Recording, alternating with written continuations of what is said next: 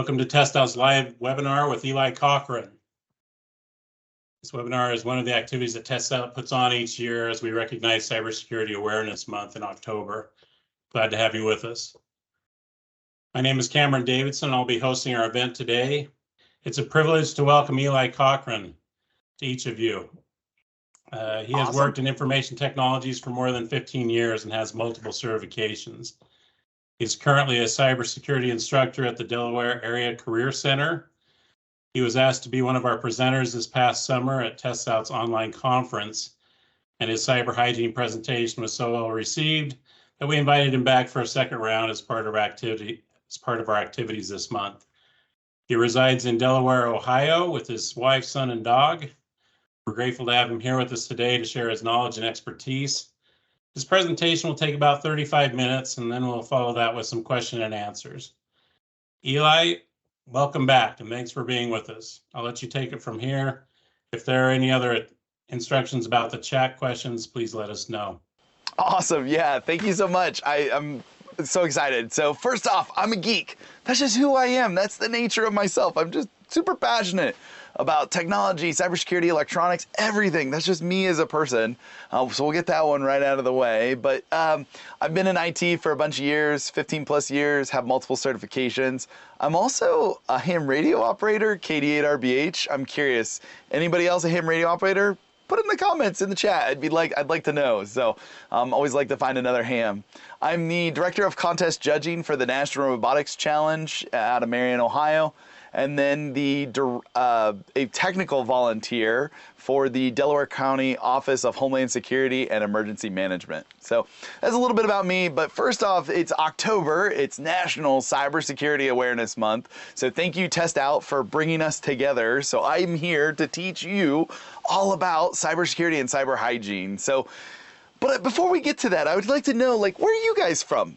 Put in the chat, put in the comments, where are you joining in from? I would just love to see where this video is getting to in this live stream of where are you joining in from? So put it down there, I'd like to know.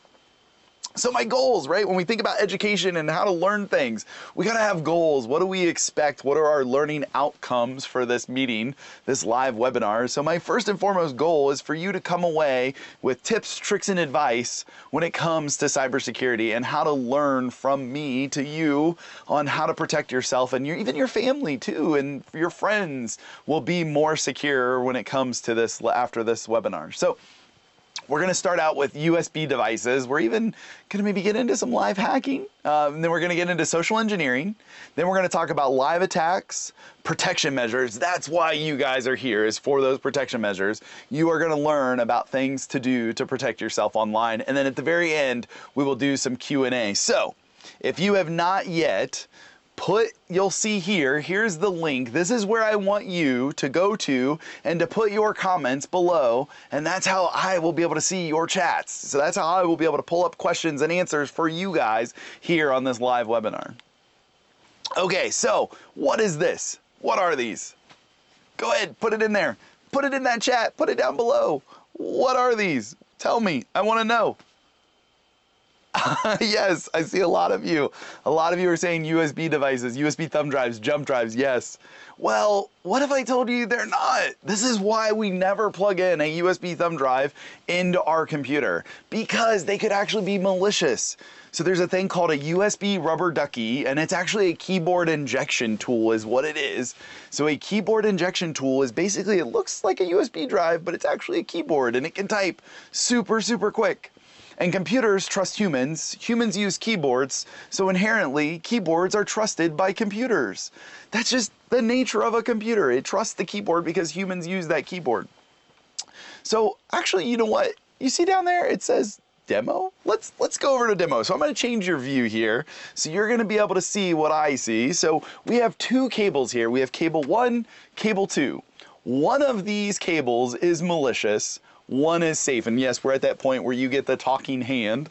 So go ahead, put in the comments, put in the chat, which one do you think is the malicious one? Is it cable 1 or cable 2? Okay, I see a lot of you. Cable 2's coming out to be a look good winner. Okay, there's a couple cable 1s, but cable 2. Well, if you all chose cable 2, I'm sorry, but you are wrong. This is actually the safe cable. So let me move this off to the side. So I've got my phone here. So let me go ahead and take this, and I'm gonna plug this into the bottom here. And we're gonna go ahead and let this boot up. You're gonna see my phone is gonna turn off. So what's happening is the electronics inside this cable are turning on and booting up. Here in a second, you are gonna see my phone's gonna turn on. It's gonna punch in my PIN code. It's gonna open up a web browser, and it's gonna type in a website, and it just loaded that website, all from this cable. So there's no funny business. Okay, maybe the cable's the funny business, but is that not crazy and scary too, right? But it's that cable. So this is why we have to be careful when it comes to cybersecurity and plugging things into our devices that we don't know where they came from. Even from a supply chain standpoint, we've got to be concerned about cybersecurity, because just looking at those cables, a majority of you chose wrong, and you chose the safe cable as the malicious one. And I even told you that one of these two is malicious. So definitely be on the lookout. And all of you, I can hear it now, all you iPhone users are like, oh, I'm safe because I have an iPhone. Well, you're wrong. They also make a lightning cable that will do the exact same thing, and it is also malicious as well, and it's a lightning connector. So even iPhone users, I'm sorry, you're not safe. It's also a keylogger, so if it's plugged in between your computer and the device, a keyboard, it'll actually log all the keystrokes you typed in there. So anything you type, usernames and passwords, it'll keylog those, and then I can even get those wirelessly and extract them. Okay, so I'm going to be picking on the airport quite often. So another thing that we have to be careful of is we never, ever, ever use, and please don't ever do this, use the public charging stations where at the airport or public Wi-Fi, any places wherever you see public charging. Never, ever use it. And the reason for that is a thing called juice jacking. And that's basically the technology that was inside that cable can also be inside the USB charging port. So that's why you never, ever use public charging stations, is because of juice jacking. Okay, we are going to dive into social engineering. So let's get right into it. So there's actually a report that was put out that said on social engineering that there are 84% of Americans that have experienced some sort of social engineering, and 90% of data breaches have had a social engineering component tied into those. Yikes. So yeah, social engineering is huge, and we need to be aware of it. So there's kind of 3 pillars when it comes to social engineering. There's phishing, and that we're going to talk about that. And there's vishing, which is over the phone. And then there's impersonation. So let's dive into phishing. So phishing, and I'm going to switch your camera view so you can see this just a little bit better. So when we look at phishing attacks, and this is where we get unsolicited emails into our system here, we got to be careful from, let's start up at the top left. Let's start with the from line, looking at it, making sure we recognize the actual sender, making sure that person is who we think it should be. If they are inside or outside of our organization, checking that URL, making sure that's all correct and not misspelled, making sure that it's exactly how it's supposed to be, especially if they're maybe even a vendor or somebody like that. Yeah, checking that domain name, because that's how one way hackers can mess with us and actually get emails back, is they'll maybe change an L to an I and that kind of a thing. And just making sure that we expect to get an email from that person and we have a business relationship with them and it's not just random. Coming down to the to line, if it's an email that's kind of just sent out to 1,000,001 different people, that might be something you need to be a little bit of a red flag if it's not personalized to you specifically. Hyperlinks. I think, I would want to say that in this day and age, we don't have to worry about people clicking hyperlinks, but no, we do. Please never ever click a hyperlink in an email. It's just, and if you're writing an email, don't put hyperlinks in an email for people to click on. Don't put action items in a URL in a hyperlink in people's emails, because we don't want people doing that, because that is how people are getting hacked, is through those hyperlinks. So never, ever, ever click on a hyperlink in an email. If you get something from your bank that says, hey, click here, log into your account because you've been compromised, open up a web browser and actually type in your bank's website and go through that way. Look at the date, making sure it's not sent at a weird time, right? Looking at the subject, again, checking for any kind of spelling errors and making sure it's coherent and makes sense. Looking at our attachments, this is another thing. I don't like when people send attachments. I know we have to do it in our email. We do send attachments, but there are some file types to be on the lookout for. Definitely .exe file types, like a program file. If somebody's sending you that, delete it. You know, figure out how to get that piece of software some other way than just email. And then looking at the content, kind of looking at the body, you know, if they're giving you kind of some tantalizing information, you know, that you're like, ooh, I want to know more about that. I'm going to click here to find out. That will definitely be a really bad idea. And then checking for any kind of spelling errors, just kind of, you know, giving it a good old gut check and making sure that it is kind of what you're expecting to see. So that's what it looks like when we're talking about things to protect ourselves when it comes to spam and to our emails. That's one of the big entry points when it comes to social engineering. And if you're not aware, there's actually a study that was put out about social engineering. And it was saying that 90% of Americans have had some form of social engineering done on them. 90% of us have seen some form of social engineering.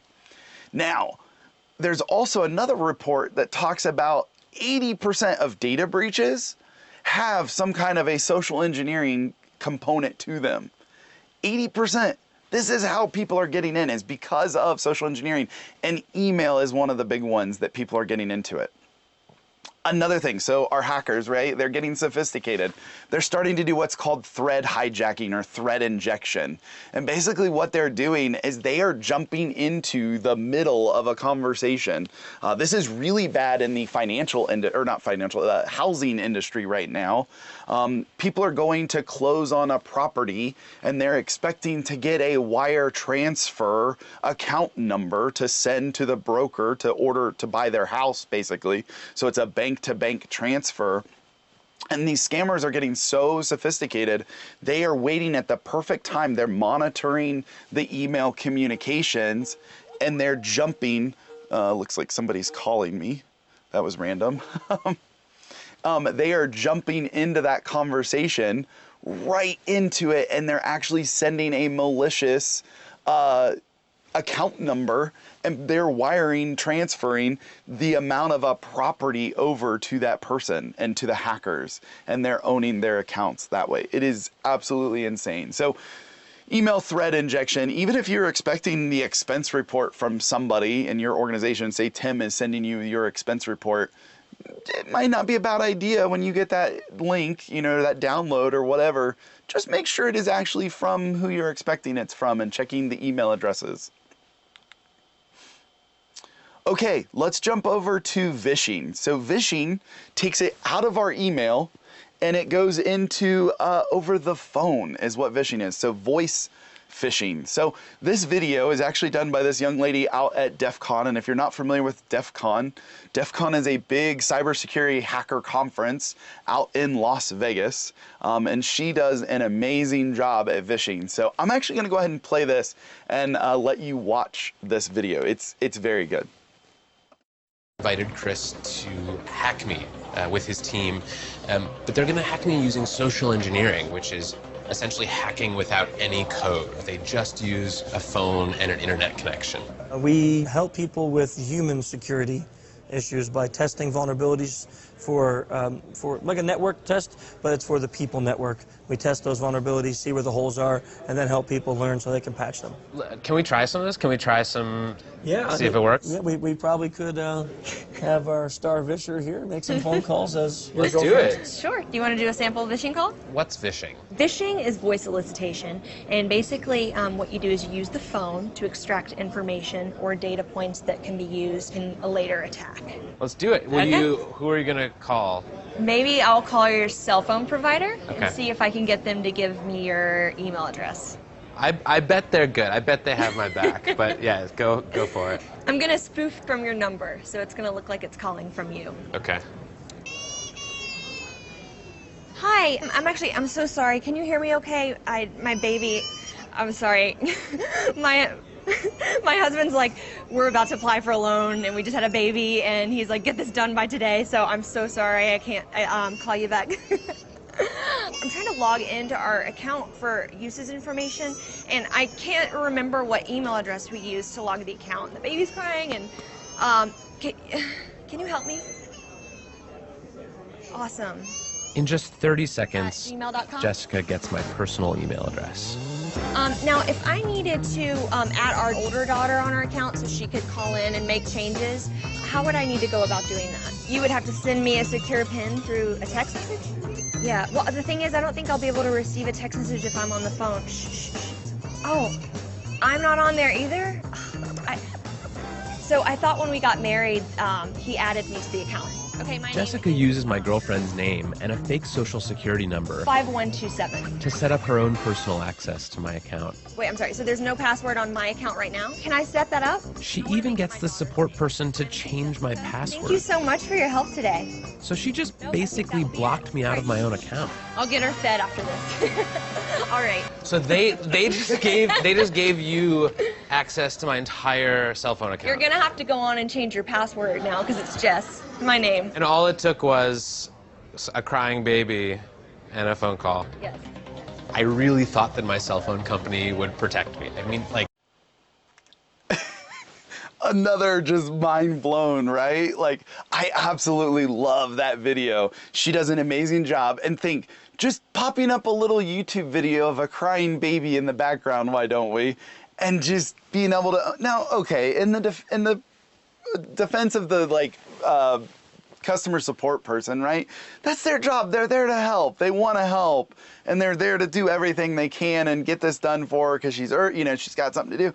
Now, this video was done quite a few years back, and I will say that a lot of your customer support people, they're being trained on what to be on the lookout for, but it still does happen even to this day, and that is how things like that happen. It's very scary if you think about it. So, real quick, while we were going through that, don't forget, you can always post questions in there.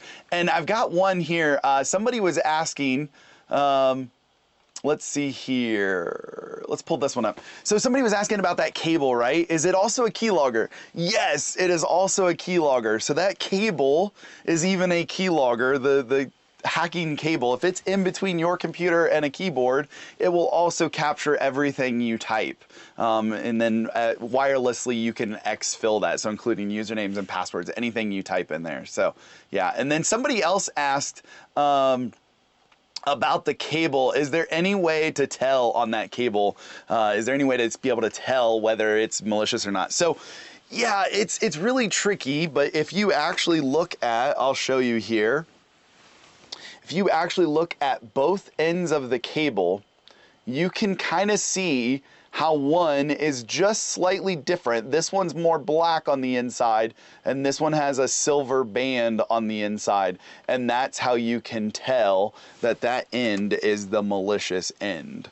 But beyond that little bit of a kind of clue there, you're not gonna be able to tell. So, and don't forget, if you have questions, definitely you can ask below there. So moving on, right? Let's go ahead and move on from vishing. So we're going to do a little bit of a role play here. We're going to go into impersonation. So impersonation is somebody acting like somebody else. You'll see a lot of this from hackers. They'll act like somebody maybe from your IT department.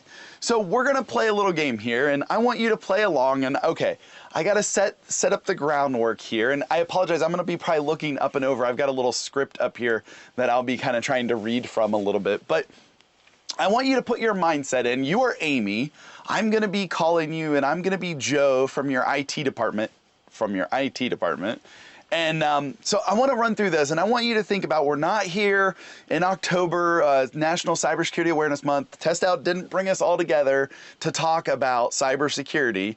So I want you to just kind of take that out, right? Because you're already going to be on high alert now because I'm talking to you. But just play along with me. I'm curious to see how this goes. So you're Amy, you're really good. You have actually what's called two-factor authentication. If you don't know what 2FA is, we're going to talk about that a little bit here later. Or maybe your company made you turn on two-factor authentication. So you have this second factor, and if you're not familiar with it, it's a little tiny, normally like a 6-digit code that gets texted to you over your cell phone, and you have to then punch that, and you might see it with like your bank too. So your account has two-factor.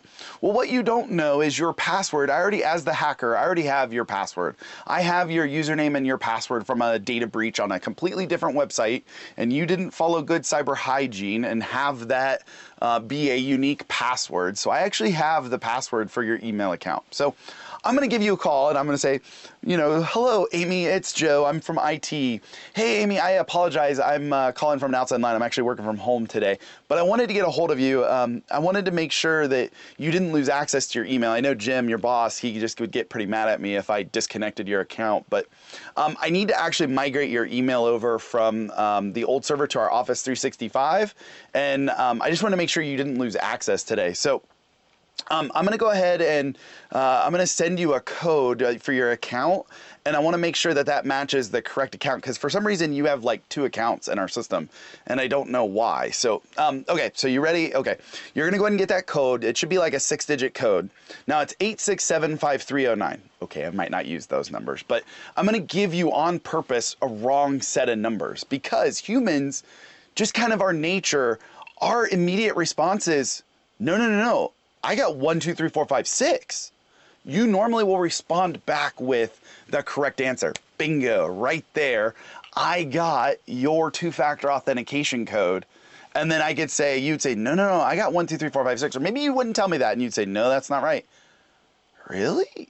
I mean, it says here in the account. What number did you get? Oh, 1, 2, 3. Okay, well, hold on. Let me. Oh, yep. Okay, I see it. It is the other. I'm so glad I called you, because I would have kicked you out today. I don't know, I'm curious. How many of you might have fallen for something like that? And I might even have spoofed the number, and I might have had the number look on your cell phone as your work number, because that's a really easy way to do. I can spoof my outbound calling number with a simple little app. I'm curious, how many of you, we're all friends here. It's okay, we're all friends, we're learning. How many of you might have fallen for that? Go ahead and put in the comments or in the chat. I'd be curious to know, yes or no, would you have fallen for that? Hopefully not, but if so, it's okay. You're here, you're in the right spot, you're here to learn. Now, next time you won't fall for that. Okay, so let's move on. Let's go to our next thing. So Robert Mueller, he's the former FBI director, and he's most known for saying this quote. He says, there's 2 types of companies. There's those that have been hacked and those that will be. And I don't know, personally, I like to take this one step further. I say there's 2 types of companies, those that have been hacked and those that don't know they've been hacked. That's how prevalent I think it is. It is just everywhere. We're constantly seeing things about data breaches here, data breaches there. It is just absolutely insane on how many data breaches we see. So, and they might not be a successful hack. That's the other thing to keep in mind. But I think every company has been hacked at one point by now. These websites, I absolutely love these. These are amazing. These are live attack maps, and I just absolutely love them. So I'm gonna go ahead and pull up this one. So this is by ThreatWire, yeah, not ThreatWire, sorry. Checkpoint. Sorry, it's a threat map by Checkpoint. And yeah, it's pumpkin based, but you can go to this website and you can see it's hard to see there, but it's 81 million attacks. Today alone, 81 million attacks. And it's like 4 p.m. Eastern Standard Time. Just, that's how prevalent it is. Now, you might be like, okay, Eli, where are they getting this data from? This is actually live attacks that are happening right now. How many of you have ever installed a piece of software and it's popped up and says, hey, this little checkbox that says, send my anonymous data to improve this product? Well, that's where they get this information from. They provide a antivirus program or anti-malware, and they will get that data from that kind of stuff. It's anonymized, but they can then build attack maps like that. Now, 81 million attacks or 88 million attacks, those might not be all successful attacks, but there were that many attacks today alone. So, okay, this is why we're here. We are here to talk about data protection measures. You are here to learn how you can protect yourself better when it comes to your online cyber hygiene. So, the number one way to protect yourself is data backups. I can't tell you how many people I've worked with, they've run into issues when it comes to their data. Now, it might not be actually a cyber attack. They might have lost their data just because of a hard drive failure, but ransomware is so prevalent, and they will encrypt your files and they will hold them ransom for an undisclosed amount of money until you pay them. And if you don't pay them, they will delete your files or delete the recovery key, and you'll never get your files back again. So the way to get around that is, if we have proper data backups, we can wipe the system, reload our backups, and we're back up and running, no problem. But a lot of people don't back up their data properly, at least. So I get a lot of people to be like, well, yeah, you know, they'll bring me this USB hard drive, this backup drive, and they're coming to me about data recovery. And I'm like, okay, well, you say you back up your data. Yeah, I back it up all the time. I say, okay, well, let's just go get it off your computer and then we'll be fine. They're like, no, you don't understand. It's on that data backup drive. So you deleted it off your computer. So now this is just your copy of your data. This isn't a backup data, even though it's on a backup hard drive. It's just called that. It's not a backup of your data. That is your data. So you've got to keep it on your computer and on the hard drive. So when it comes to data backup, we have a 3-2-1 rule. We have 3 different copies of data.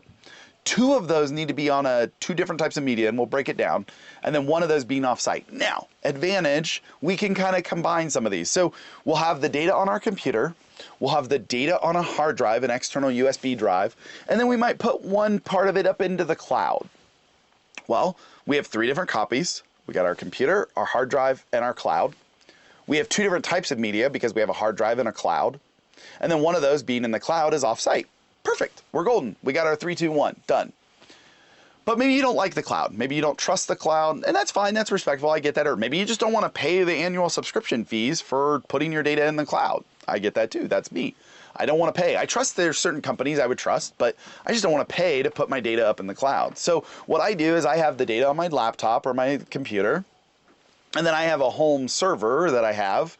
And then I also then take annually, I take a copy of my server and I take that to my safety deposit box. So that gets it outside of my house. Now I'm on an annual rotation, but if I lost it's 11 months of data, that is, I'm willing to accept that risk because my important stuff is backed up outside.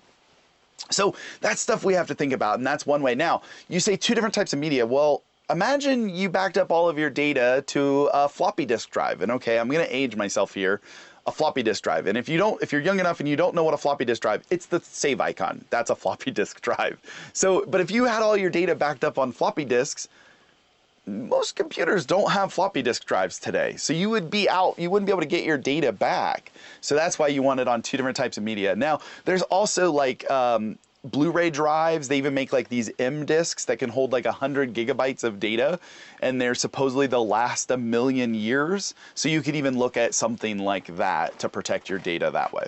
So data backups, because also ransomware is even getting more sophisticated, that they are specifically looking for data backup drives to encrypt. So make sure that one of those backups is offline. So if you have a USB hard drive, unplug it until you go to plug it in to do the backup. Now you might say, well, I have automated backup on.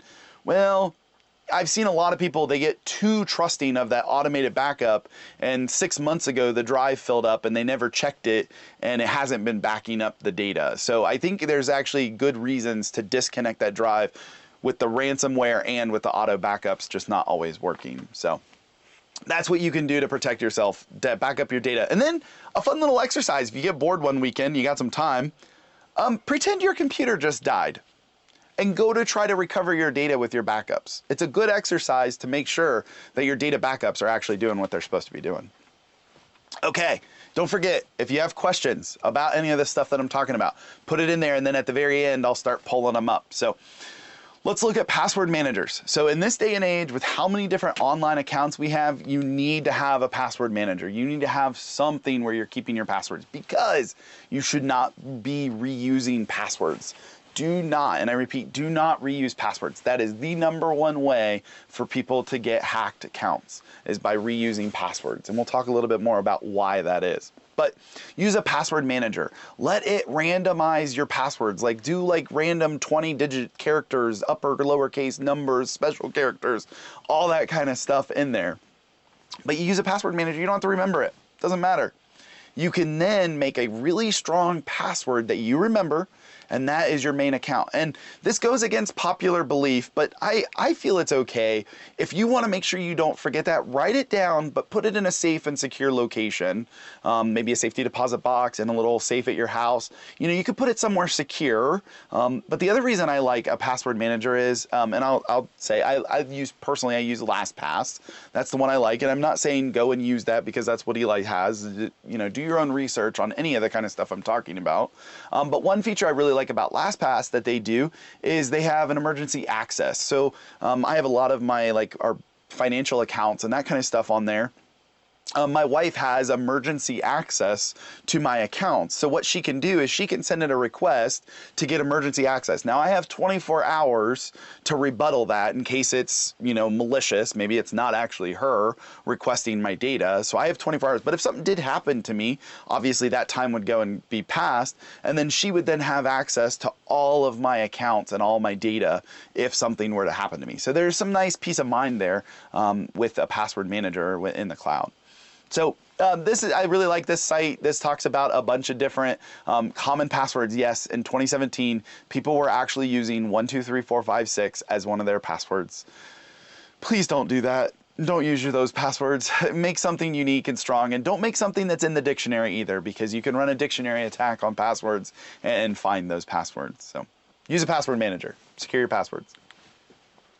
So, password test. Okay, now, before you go to this website, it's bysecurity.org. Please do not, and I repeat, do not put in your real password into this website. Yes, I'm pretty confident it's secure. I think it's okay, but I just don't trust putting my password that I use being passed across the internet to a random server. So please don't put your real password. But you might say, okay, Eli, I'm going to do what you said today, and I'm going to go and set up a password manager, and I'm going to change all my passwords to some random number, and I'm going to take one of my old passwords that I'm not going to use anymore. You could then put in this website, and you could see how quickly that password could be hacked. And you might be surprised.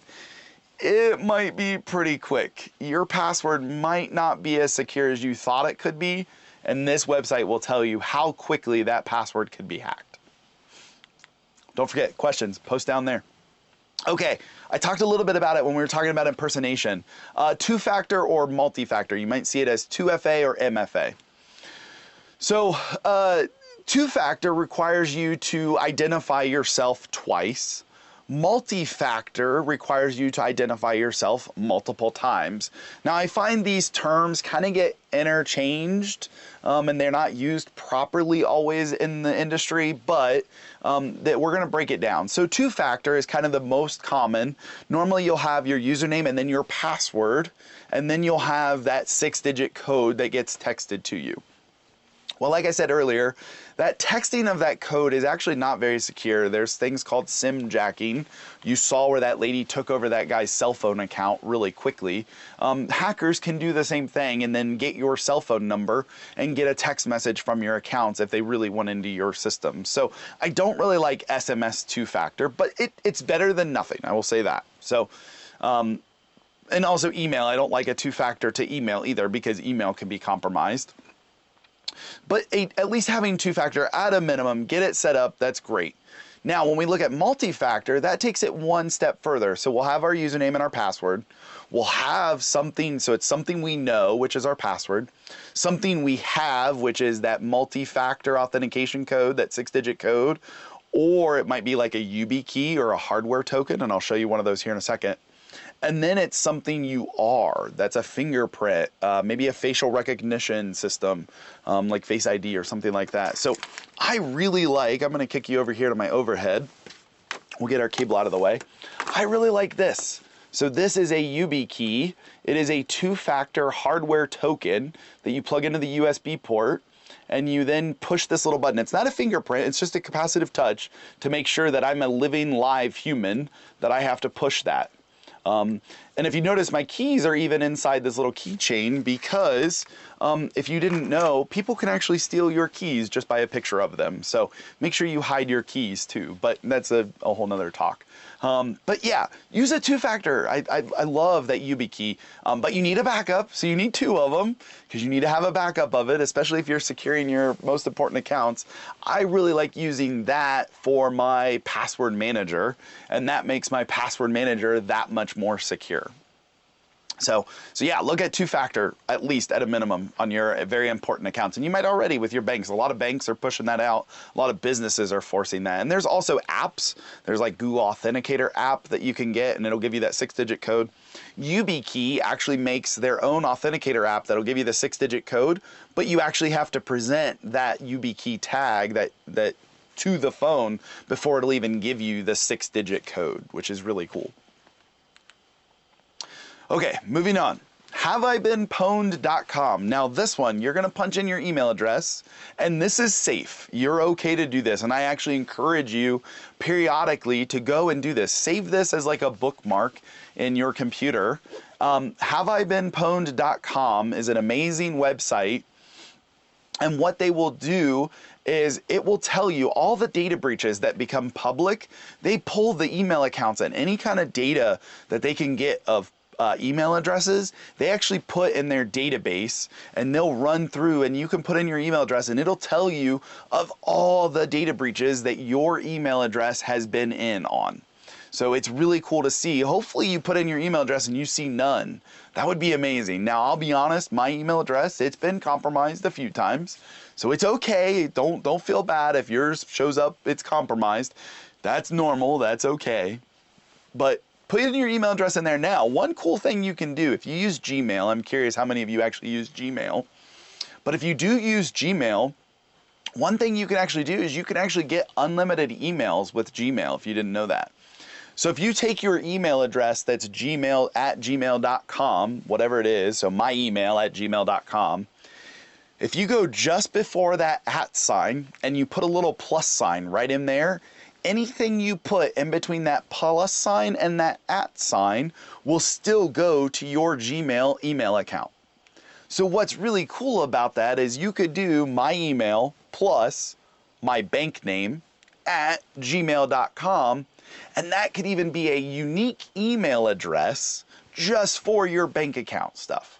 Now I might not actually make it my bank name so somebody couldn't just hack that and figure that out, but you could make it something along those lines. The other nice thing about it too is if you do your my email plus big box store at gmail.com and you start getting spammed out of that email, then you know that big box store either got hacked or they sold your data. So that's another really cool thing. You can link back where that data breach came from or where they sold your data and sold you out to marketing.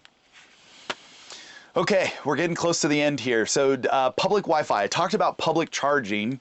We never, ever, ever want to connect to public Wi-Fi. And again, at the airport, I'm going to pick on the airport again. Just don't. That's the best way to protect yourself from public Wi-Fi is just don't connect. Use your cell phone data. And the reason we do that is we don't want to have a man-in-the-middle attack happen to us. Now you might say, okay, Eli, I've got to have it. I'm out of data on my phone. My phone's dead. I need to send this very important email. I've got to connect my laptop to public Wi-Fi. Or maybe it's at a library or a school or something. I've got to connect it. Well, okay, if you have to, use a VPN. By all means, use a VPN. A VPN is a virtual private network. Make sure you do your research on your VPN, and I've got a couple up here, and it's funny because when I was making this slide deck, I actually had to ask my students, hey, what VPNs do you guys like? Because I've rolled my own VPN, so when I'm out and about, I actually VPN back to my house. And if you get bored, you can actually look up how to make your own VPN with a Raspberry Pi. It's really pretty simple and pretty easy to do. There's plenty of tutorials that will hold your hand through it. And you would then VPN back to your house and then surf your internet from your house. But what a VPN does, a virtual private network, it creates a secure tunnel between your device and the exit point of that VPN. It's really nice because it keeps your hackers out of your data. Now, not all VPNs are created equally. Not all VPNs are secure. So again, do your research And also keep in mind that it's potential still for your data to be compromised even over a VPN. There are methods, especially if you install a certificate at like your school's public Wi-Fi, if they make you install a certificate on your device, that allows them to decrypt even encrypted traffic. So be mindful of that just having a VPN doesn't always make sure you're secure. Some VPNs even have vulnerabilities where they still look up the URL for DNS outside of the VPN. So yeah, just be mindful of that. But if you have to, use a VPN. Now I hear some people say, well, I'm going to use a VPN at my house. Well, I don't really think you need to use a VPN at home. You got to be able to trust your internet service provider. And if you don't, switch, get a different internet service provider. I don't really see the point because you will see a speed decrease by a lot with a VPN. So that's one of the issues that I see with VPNs. Okay, we're at the end here. So if you'd like to connect with me, I'd love to hear from y'all. You can look me up. EliCochran.me is my personal portfolio site. It's got links to me everywhere. You can find me online. You can find me on GitHub, Twitter. I'm active on Twitter, YouTube. My school's accounts there. Yeah, that's the best way. There's a contact form. If you have any other questions you want to follow up with, definitely EliCochran.me is a good place to follow up. Hackertest.net. So if you want to take your hacking skills to the next level, check out hackertest.net. Okay, it's safe, it's legal. You're not going to have men in suits knocking on your door. It's okay, because it's not hacking, so to say. You're more inspecting the elements, and it's more puzzles and games. But it is a lot of fun and gets you somewhat into the mind of a hacker, and that's hackertest.net. So definitely check that out. So we are at that point. I see there's some questions coming in, so I'm going to go ahead and I'm going to look up those. But if you have questions, put them in the link right there, link below. Put questions down there. This is your time all to now ask questions. That's what I'm here for. That's why Test Outs brought us together, for you to get your questions answered. So I'm going to kick over here. So you're going to see me kind of bouncing back and forth, and I apologize. But somebody said here, wasn't LastPass hacked back in August? Yeah, LastPass was hacked, and yes, that I'm aware of that. So LastPass, they don't even have your passwords unsecured. Everything even being transmitted is all encrypted. So yes, they did get hacked, but I mean, every company is going to get hacked. And how they got hacked, and they did a proper disclosure. They did what they were supposed to do. And if you haven't, you have LastPass, you haven't changed your master password, it's still good practice to go and do that.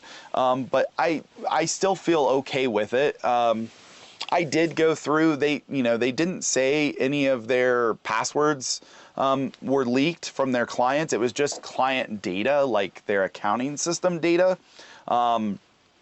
So with that kind of stuff, I already use, it's called Privacy. So it's a virtual credit card. It's a secured one-time credit card for that kind of stuff. So I'm okay with that even being breached. I don't care. It was a one-time burner card that I pay every year. So, but yes, they were breached. That's true. Yeah, like I said, there's other ones out there. There's even like KeyPass. You could do your own local like password manager. You just have to manage that. There's conveniences that I like with a cloud-based password manager. So yep, that's true. You're correct. Okay, I'm gonna look for some more here. Greg, I love it. Yeah, he said yikes when it came to the cables. Yeah, those cables, they're scary. I agree. Those cables are definitely scary. Keep posting your questions. I'm looking through here. Oh, awesome. Yes, I love this question. So it said, how did it know your PIN code to unlock your phone before going to the website? So good catch there. I'm really proud of you there. That is a little bit of Hollywood movie magic, right? I did pre-program in my PIN code. So yes, so that is, and if you notice the PIN code, it's an Easter egg. It's just 1, 2, 3, 4. I actually changed my PIN code on my phone just before this to be able to use that. So you're correct. It did not be able to extract my PIN code, but that's actually a good catch. I'm proud of you. Not many people catch that. Eli, were you able to get your hands on a Flipper Zero? Yeah, so a Flipper Zero, if you're not familiar, it's another hacking device. I do not have my hands on one. I would like to get a hold of one. I know of some people that have them. They're pretty cool. I think it's going to be interesting to see some of the hacking that comes out of those.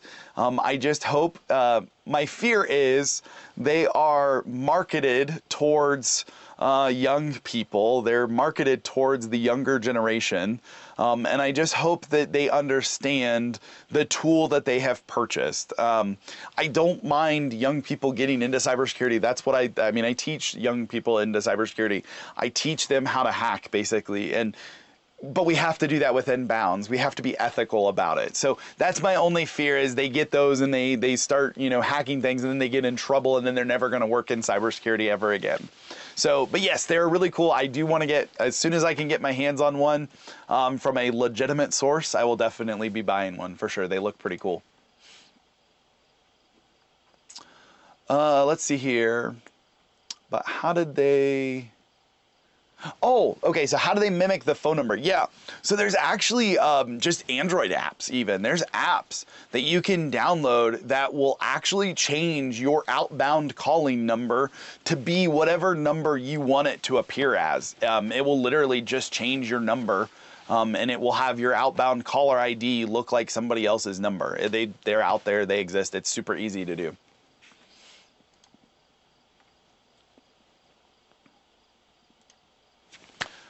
Let's see here. If you aren't going to use hyperlinks and attachments in email, how can you get others' information? Yeah, great question. I mean, I think, internally, if it's at your organization, you need to come up with some kind of like file system, whether that's like SharePoint, maybe you do Google Drive, that kind of stuff, or Dropbox. You have some kind of a service like that. Email really... I don't like using email for file transfers and hyperlinks and that kind of stuff. I mean, if you have to do it, you have to do it. I get it. That's just kind of the nature we're in. I think it would take a whole industry shift, a whole industry mindset shift to get us out of that vulnerability. But yeah, it's really...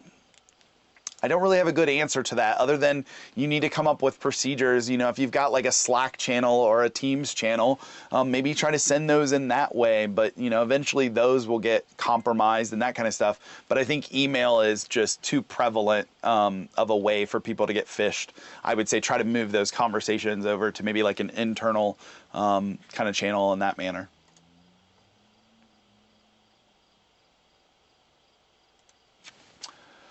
Can the VPN provider sell our data? Yeah, I mean, technically they could.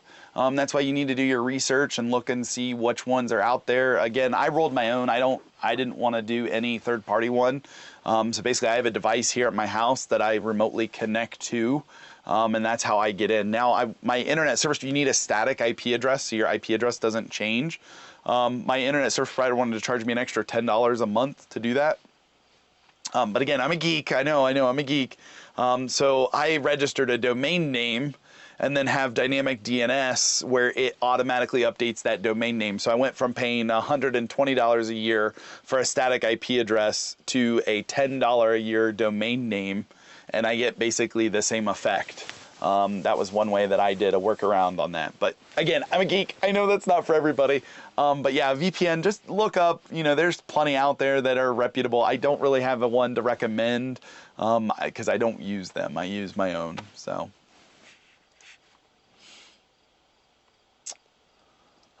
Let's see. Man, you guys got some good questions here.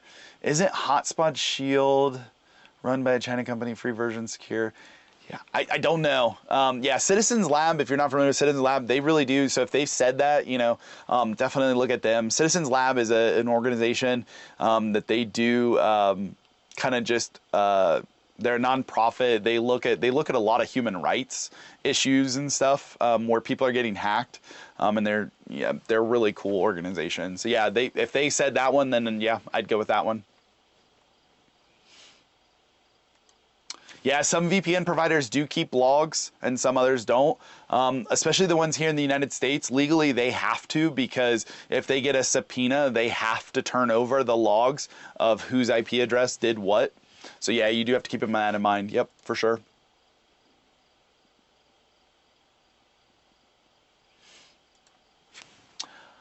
I haven't heard it's safe. Run Wireshark. Yeah, running Wireshark. Yeah, that takes up the geek level if you're running Wireshark. Not everybody knows how to run Wireshark, but yeah, you can to see truly what's being sent.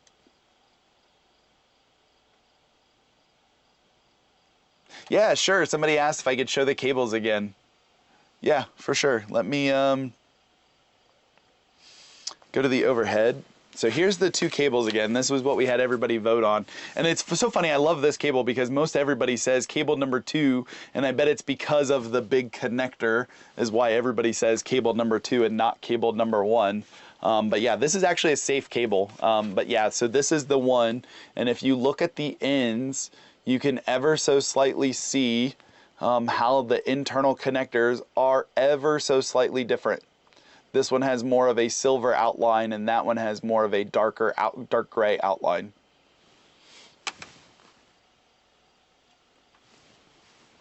Yeah.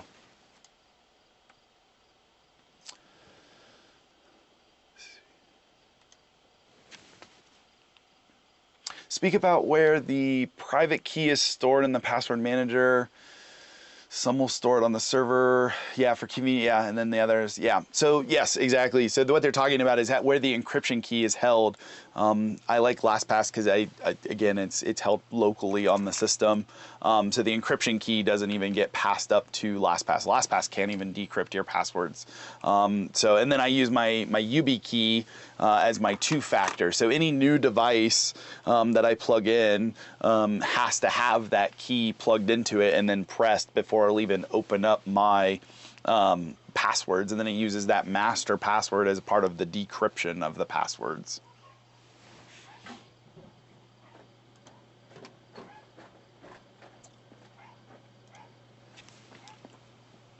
What do you recommend for safety?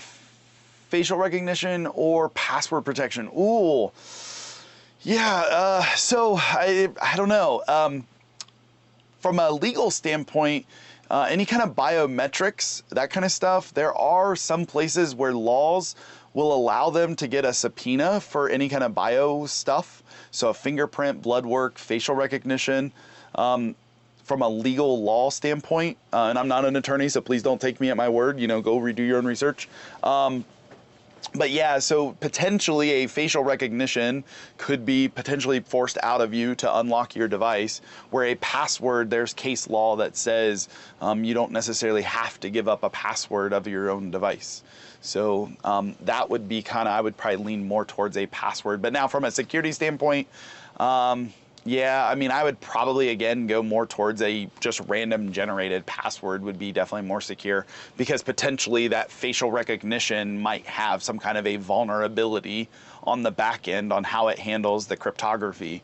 Granted, actually a lot of data breaches do not have a cryptography component to them. A lot of people think that people are just sitting away hacking away, but a lot of times when it comes to data vulnerabilities and breaches, it's not actually from the cryptography stuff. It's just that social engineering component.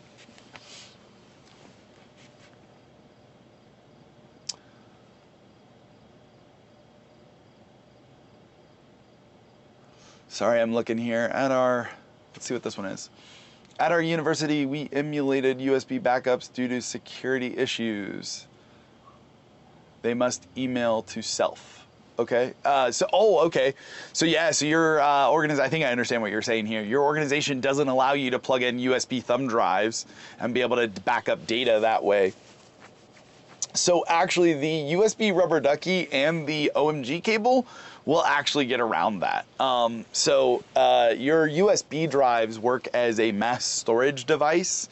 The USB rubber ducky and the OMG cable actually work under the HID protocol, which is the human interface device protocol. And actually that gets around the USB blocking protocol. So yeah, that's not even secure from the USB standpoint.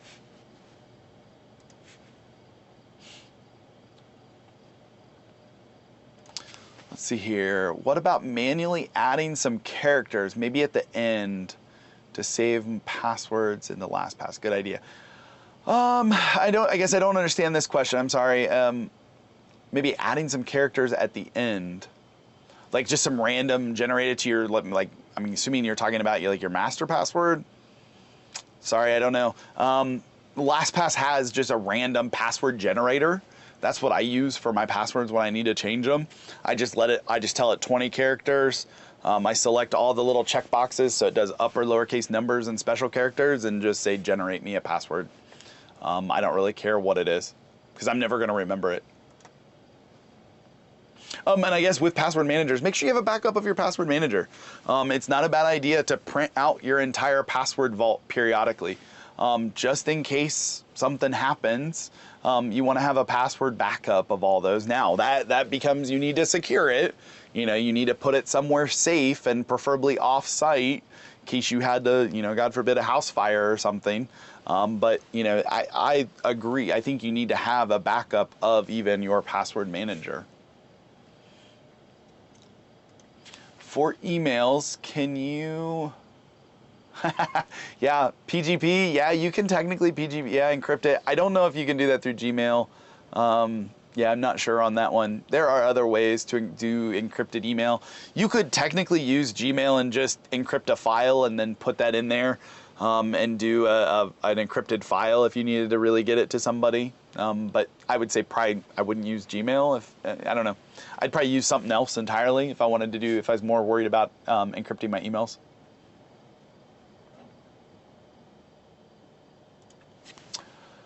How to protect customers like me from phishing. Yeah, yeah, you hope your service providers do user training for their staff members. Yeah, I really don't have a good answer there. Just hopefully with Cybersecurity Awareness Month and things like this, right? More and more people are going to hear about cybersecurity and be more, skeptical of people. I hate to say it that way, but yeah, I think it's the world we live in, and yeah, I don't really have a good answer. If your service provider allows for some kind of a two-factor, some way to confirm your identity, definitely enable that with them. Like, if they let you say, hey, there needs to be this PIN code before you'll talk to anybody, try to set that up. Eli, we probably should take about one more and call it good. We're now at the 3 o'clock mark. Sounds good. Let's see here. See if we can find a good one. Okay, let's go with this one. This one says, what do you think about multi-factor using an embedded chip or card plus a biometrics? Yeah, I like all of that. So yeah, definitely a secure card is great. I really like my laptop has a secure card. Now my school has not enabled that, but technically you could use basically it's the same technology that's on your credit card, but it goes inside the computer.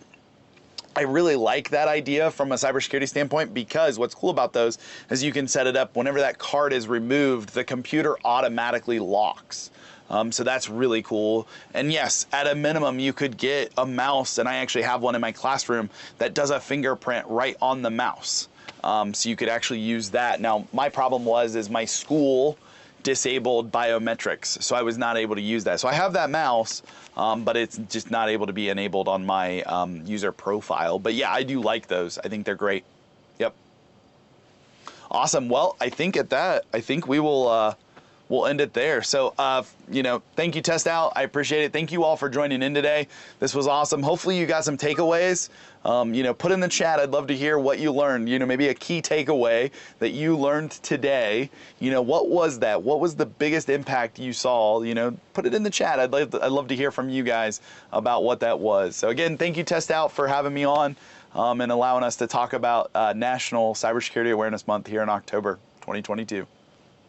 Thank you so much, Eli. Again, awesome presentation, really well received. I'm sure we'll have you back again. So I'm always here. Hats off and best wishes. Thank you so much. Have a great day. Everyone, You have too. a great day. See y'all. Thank you for joining in. Love it.